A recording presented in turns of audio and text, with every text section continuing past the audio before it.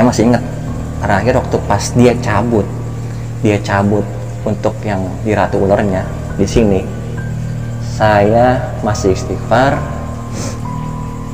lalu terdengarlah suara kuntilanak. Itu dari Mas Tubuh Andri saya. sendiri. Pas pegang gini, tahan ya Kang, iya.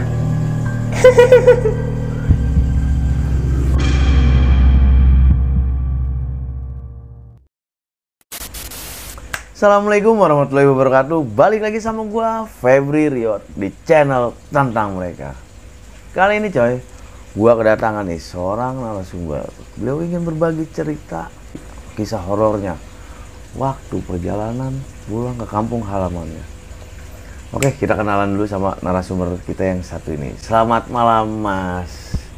Dengan malam. Mas siapa nih? Andri. Oh, dengan Mas Andri. Mas Iya. Andri. Kesibukannya lagi apa nih Mas Andri? Sibuk, masih kerja. Mulai kerja Alhamdulillah, aja. iya. Oke Mas Andri. Mas Andri, waktu kemarin kita udah sempet dem-deman ya. Iya.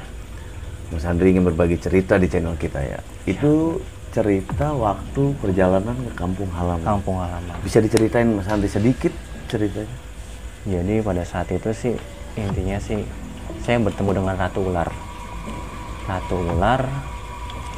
Jadi sebelum saya bertemu, saya bermain lah pulang ke kampung halaman gitu kan.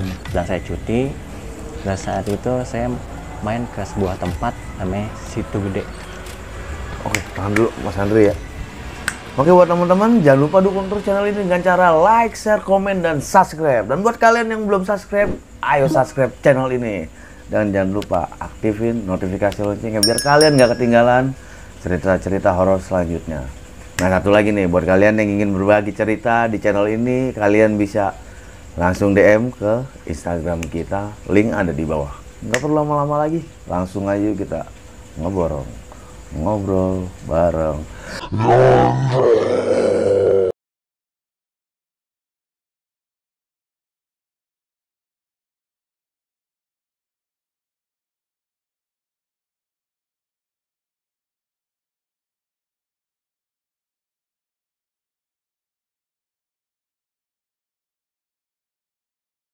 Ya, Awal mula kisah horor lu nih Mas Andri. awal mulanya sih memang dari itu ingin berlibur ya, berlibur bersama keluarga. Dari itu yang bersama saya itu mama saya pulanglah ke Jawa Barat ya kan, pulanglah ke Jawa Barat. Lalu memang ada acara keluarga juga di sana, jadi sekalian saja gitu kan. Pada saat itu saya datang di tahun 2013. 2013 bulannya masih di bulan Oktober pertengahan, saya masih ingat pertengahan Oktober. Nyampe di sana di hari Selasa pagi. Lalu biasalah kita keliling-keliling dulu kan, namanya udah lama gitu kan sama keluarga. Nah, saudara saya ajak lah, gimana kalau kita jalan-jalan nih Indri, udah lama nih, umurnya juga nggak jauh dengan saya. Kita jalan-jalan, memang di sana ada tempat-tempat ikonik di Asik sana ya, Jawa Barat sana. Dan kita muter di sana, sampailah di titik akhir di Situ Gede.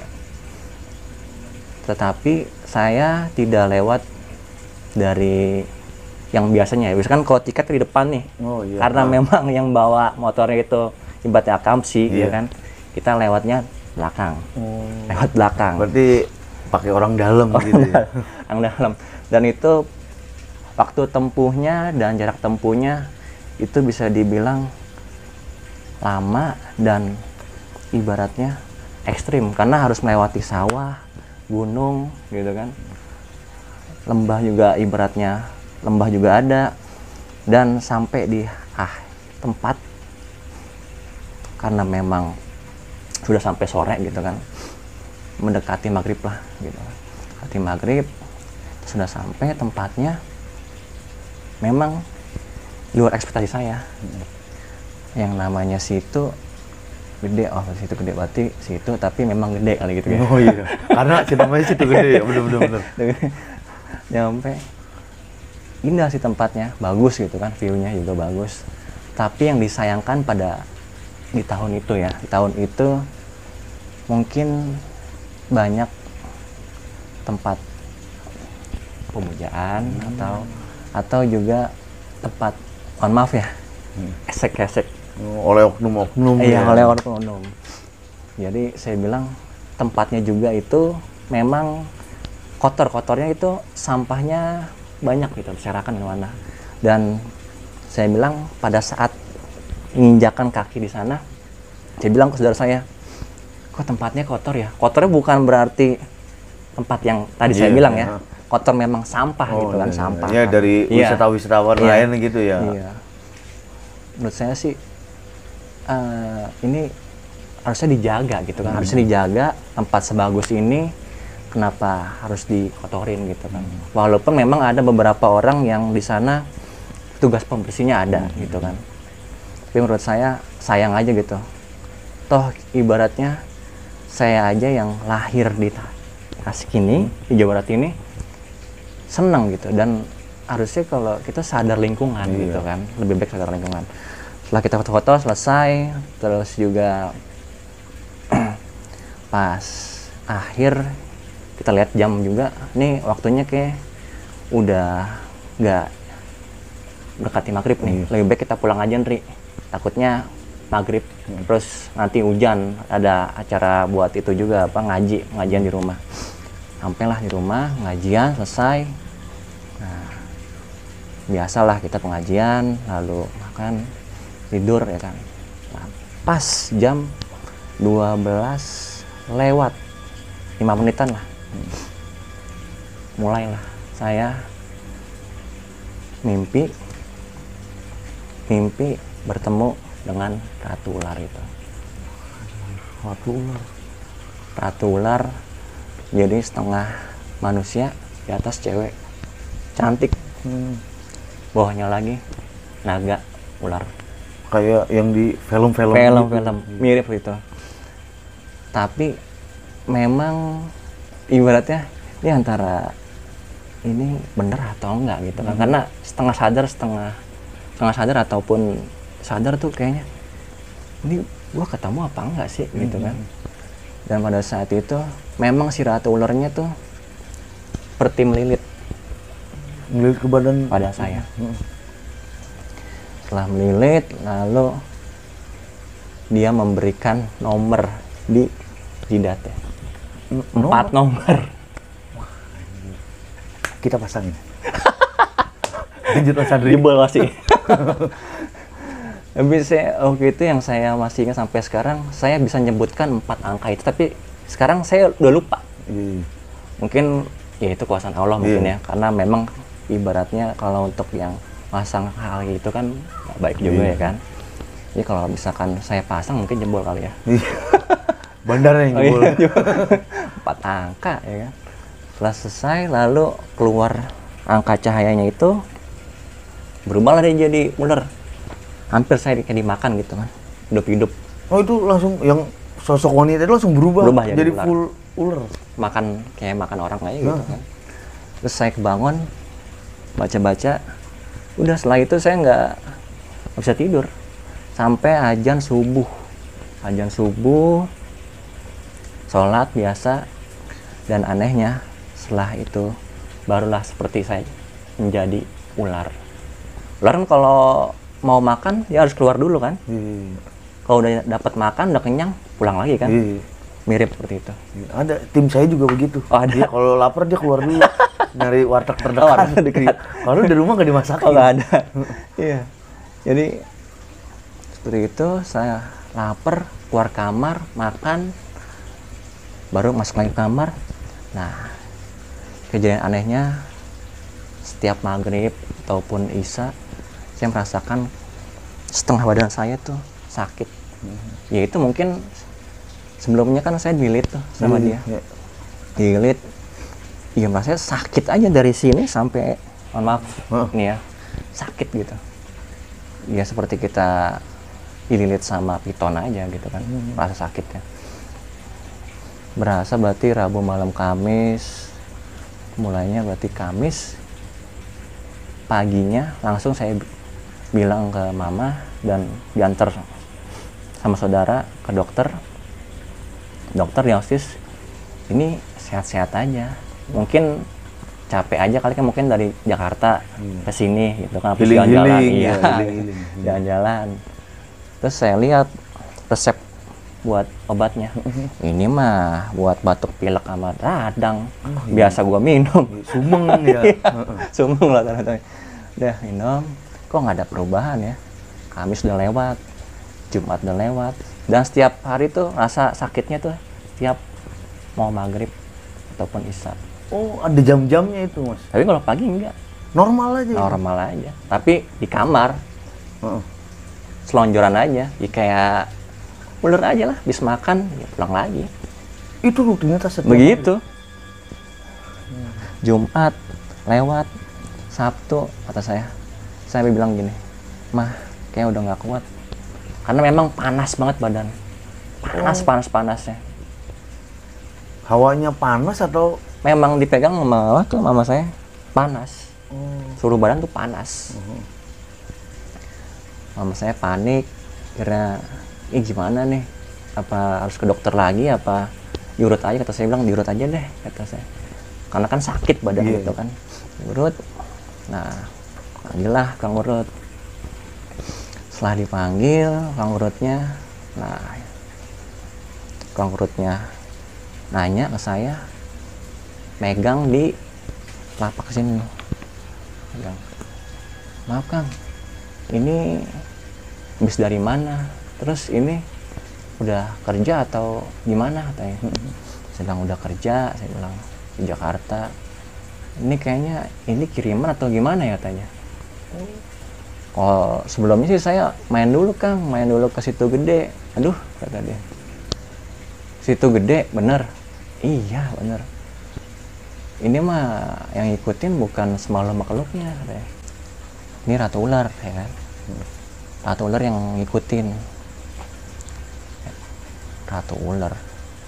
Terus saya mikir lagi, oh pantas saya mimpinya kok ketemunya yang itu. Oh, flashback ke awal, Iya. waktu pertama kali mimpi. Iya, mimpinya itu. Nah, setelah itu ternyata si tukang pijitnya ini masih ada hubungan saudara juga, lalu dia bisa juga bukan mijitnya gitu, jadi ada pegangan juga. Oh iya. Oh, jadi nggak cuma sekedar mijet aja Iya, gitu. dia bisa ada pegangan juga. Pada saat itu berubahlah dia jadi harimau, Waktu mijet. mijit. Ya udah mengaung lah situ. Seperti harimau ya kan. Mengaung seperti harimau. Dipijitnya juga saya biasa, nggak dipijit kayak biasa aja kan, kalau gitu kan. Bukan sepak ya, maaf. Oh iya. Nggak plus-plus ini. Pijit ya. Nah, ini enggak dipegang di sini. Biasa kayak macan gitu kan. Di sini dipegang sama di sini. Dia ngaung. Setelah itu dia bilang, yang takut apa yang agak lagi halangan ngejauh aja, karena memang itu ada saat waktu pembersihan itu di tengah ruangan keluarga besar. Karena cewek-cewek ya pada takut kan, pindahlah ke sana. Jadi tinggal saya, mama saya sama dia. Karena saya disuruh duduk, suruh baca-baca ayat pendek, terus ayat kursi juga. Saya masih ingat terakhir waktu pas dia cabut untuk yang di ratu ularnya di sini, saya masih istighfar, lalu terdengarlah suara kuntilanak. Itu dari Mas Tubuh Andri saya. sendiri. Pas pegang gini, tahan ya Kang, iya.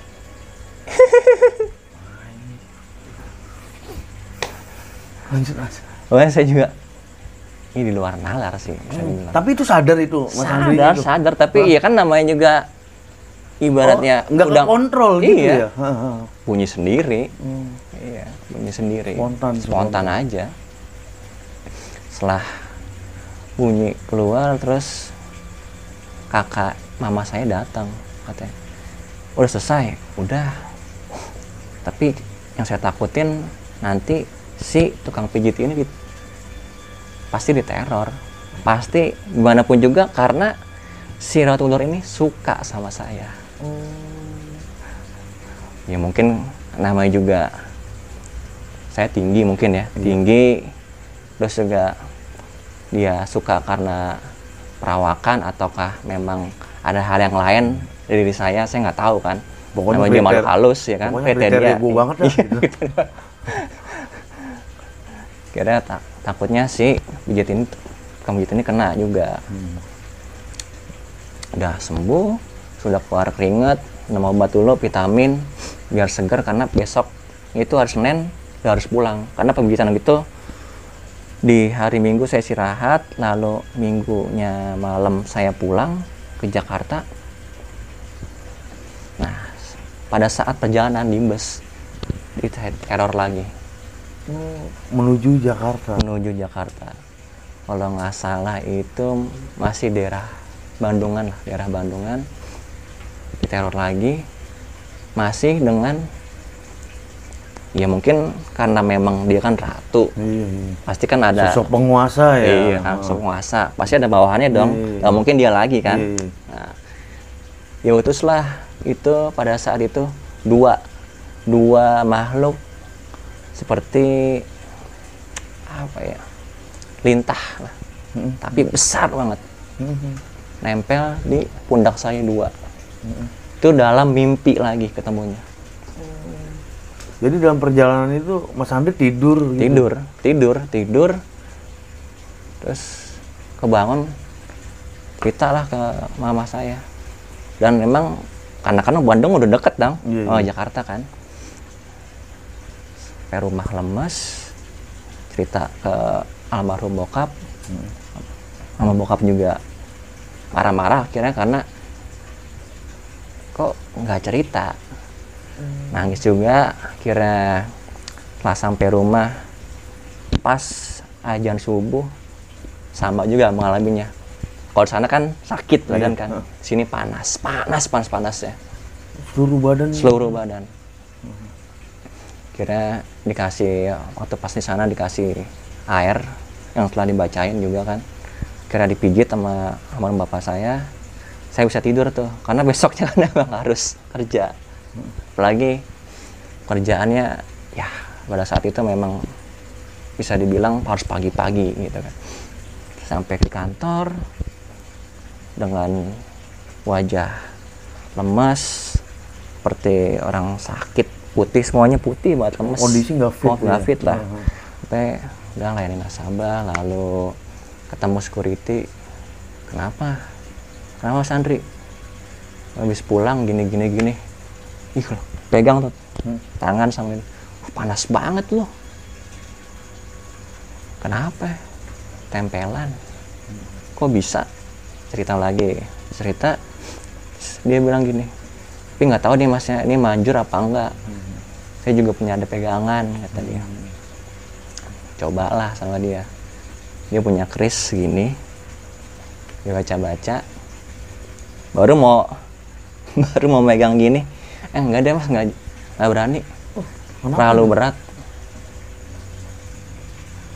nggak berani, yang ada gua lewat. Itu sepertinya udah ngerasa juga ya. Iya. Dan saya, ya udah nggak usah lah bang, daripada lo lewat. BPJS gimana? Iya bener. Ya kan, BPJS kan.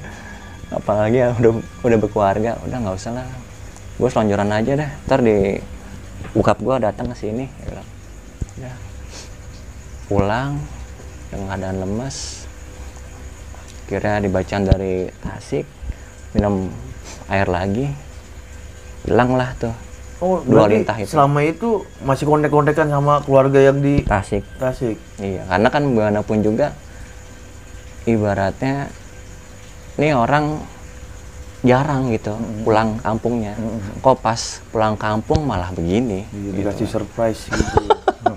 Itu bukan surprise. Itu kejutan juga sih. Oh, malah begini katanya.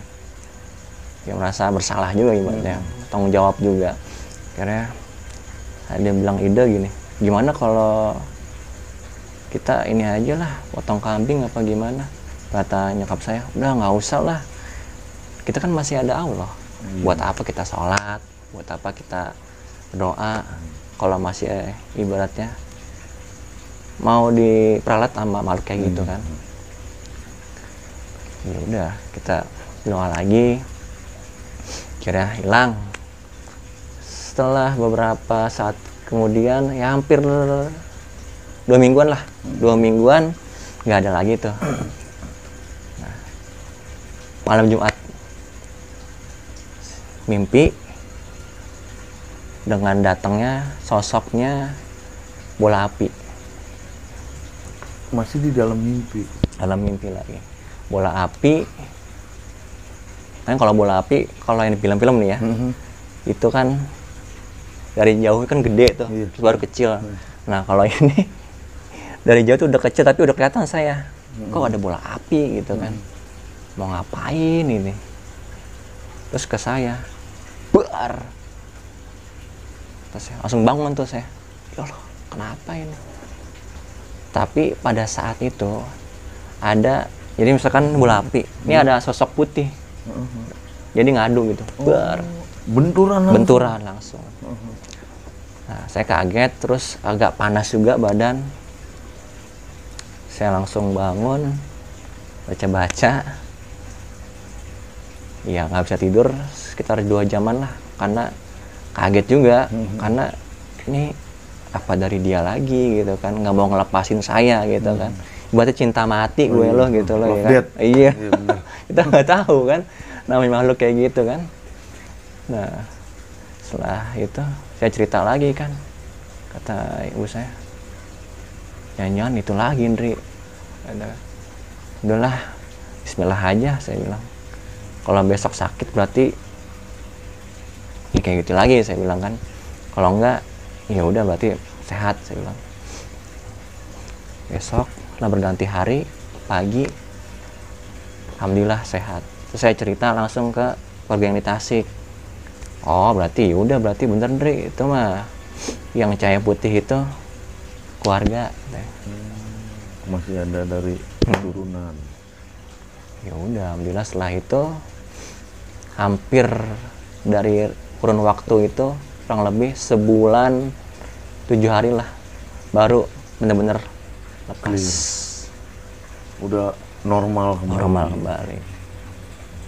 Itu tetap ya masih melalui keyakinan sendiri ya gitu. Benar. Meminta kepada yang di atas. Benar. Ya tanpa melakukan syariat atau ritual yang aneh-aneh gitu.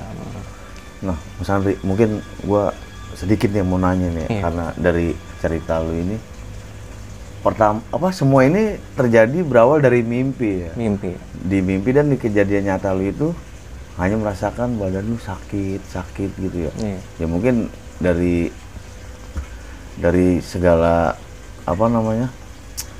penampilannya juga pasti berubah ya, karena pasti. Lu ngerasa tersiksa ya? Gitu. Dan yang gua bingung nih, mungkin juga teman-teman semua bingung nih ya. Pasti. Awal lu mimpi itu Ratu Ular ngasih nomor itu. Itu yang bingung nih pas itu. Iya sama. Iya. Jadi pada saat itu saya memang, jadi kalau saya tuh di tempat kerjaan yang lama, jadi kalau saya cuti tuh dapat uang cuti. Nah, saya lagi nungguin uang cutinya gitu kan. Yang saya pikirin duit saya kapan turun tuh. Saya mikir itu juga. Nah, pas itu si Ratu Ularnya ngasih angka. Ya mungkin klop kali. Klopnya lu butuh duit kan? Gua kasih nih. Gitu. Tapi nggak dipasangin. Nggak dipasangin itu. Coba kalau kita kenal dari dulu ya. Coba. Kita sama tim patungan, kita yang masang. Oke. Miliarder gitu. Oke Mas Andri. Setelah lu mimpi ya bertemu dengan Ratu Ular, aktivitas lu itu hanya keluar masuk kamar aja? Keluar masuk kamar. Dan yang lu lakuin di kamar itu apa tuh Mas? Ya rebahan aja. Dengerin musik. Udah. Ya kan ular juga kan kalau itu udah kenyang masuk ke liang ya kan? Iya. Lubangnya itu. Paling juga ngapain juga diem-diem doang paling kan. Nah, mungkin satu lagi yang terakhir nih Mas Andri ya. Kejadian waktu mimpi lu begitu melihat bola api ya. Bola api. Nah, mungkin sebelumnya lu belum tahu ini yang sosok putih ini yang berbenturan dengan bola api ini ya. Iya. Gitu. Berarti itu dari keluarga atau gimana itu Mas? Penjelasan dari keluarga ya mungkin ya biasanya. Iya. Dari keluarga bilangnya sih itu ini apa? Saya emang udah bilang ini apa harus dilindungin atau gimana saya bilang. ayo nanti dipagerin kata dia. Ya mungkin yang cahaya putih itu ya memang dari keluarga. Gitu. Saya juga kagetnya itu kenapa gitu sampai segitunya ngejar-ngejar saya, terus sampai kirim, dikira saya itu teluh kan, karena namanya bola api pasti kan teluh kan. Santet atau dulu apa sih namanya, Baratayuda apa sih itu bentuknya, Baras Pati. Kayak gitu. Nah, taunya pas dilihat benang merahnya, oh dari dia juga. Gitu. Ada ininya juga, kayaknya bakal ada kelanjutan nih. Mungkin next kita undang lagi nih. Oke Mas Andri, sebelum kita closing nih ya, kita akhiri, mungkin Mas Andri ada pesan-pesan buat teman-teman semuanya? Boleh.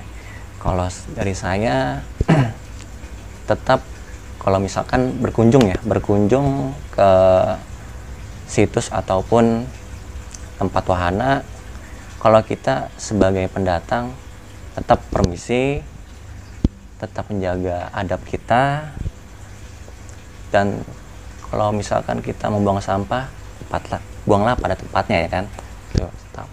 Yang kedua, mungkin jangan takabur juga.